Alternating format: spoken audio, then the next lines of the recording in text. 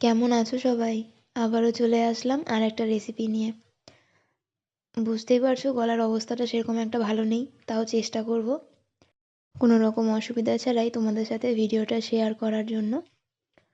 এখানে দেখো, আমি একটা গাজর নিয়েছি। আজকে তোমাদেরকে এই গাজর দিয়েই একটা দারুণ স্বাদের চাইনিজ রেসিপি বানিয়ে দেখাবো। গাজরটাকে ওপর থেকে খানিকটা খোসা ছাড়িয়ে এইভাবে পিস পিস করে কেটে নিচ্ছি।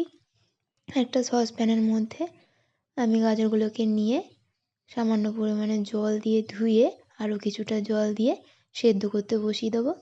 আর এখানে দেখো, 1 চামচ রসুন কুচি আর একটা ছোট সাইজের লঙ্কাকে আমি কুচি করে নিয়েছি, ওটাকে আমি সাইডে রেখে দিলাম। আর এদিকে একটা সস বানিয়ে নিচ্ছি। এখানে আমি 1 চামচ মতো ডার্ক সোয়া সস আর 2 চামচ মতো টমেটো সস দিয়ে ভালোভাবে মিশিয়ে রেখে দেবো।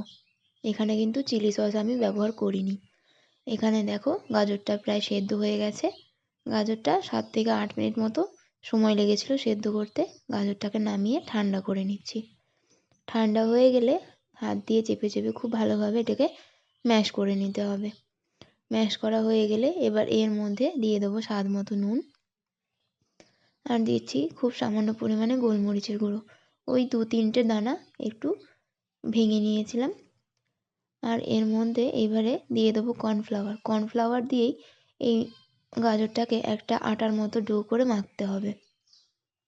অল্প অল্প করে দিয়ে মেশাতে হবে। আমি এখানে প্রথমে 3-4 চামচ মতো নিয়েছিলাম। গাজরটাতে কিন্তু খুব ভালোভাবে জল ঝরিয়ে নিতে হবে। জল থাকলে পরে অনেকটা পরিমাণে কর্নফ্লাওয়ার লাগবে। এখানে দেখো, আরও কিছুটা পরিমাণে কর্নফ্লাওয়ার দিয়ে আমি খুব ভালোভাবে একটা মণ্ড মেখে নিচ্ছি। একটু টাইম লাগবে। দেখো, মাখা হয়ে গেছে। এবারে এটাকে আমি রেখে দেবো 10 মিনিটের জন্য। 10 মিনিট পরে আমি হাতটা পরিষ্কার করে এখান থেকে ছোট ছোট করে লেচি নিয়ে এইভাবে গোল করে গোল বলটার মাঝ বরাবর একটা আঙুল দিয়ে চাপ দিয়ে এরকম একটা শেপ বানিয়ে নিচ্ছি। দেখো, এইভাবে আমি বাকিগুলো বানিয়ে নেব।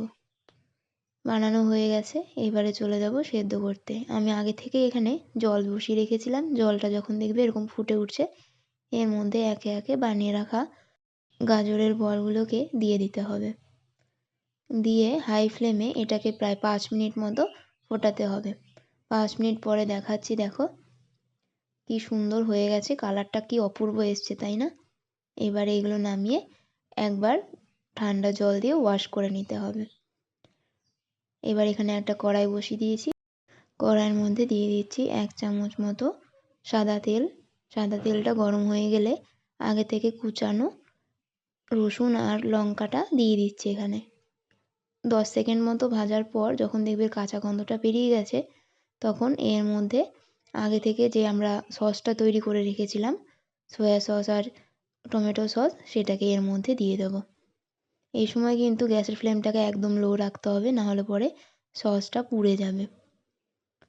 সসটা দেওয়ার পর একটু রসুনের সাথে মিশিয়ে নিচ্ছি।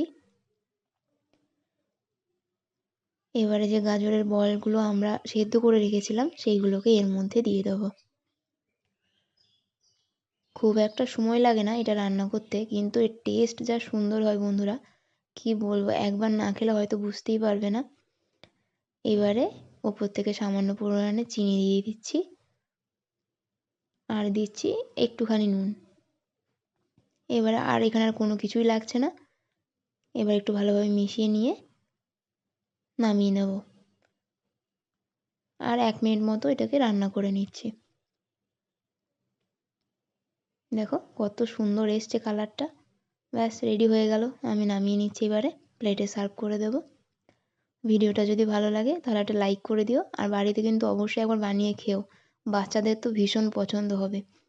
আর দেখো, এখানে সার্ভ করার আগে আমি উপর থেকে চেরা কাঁচা লঙ্কা আর সামান্য পরিমাণে সাদা তিল ছড়িয়ে দিয়েছিলাম।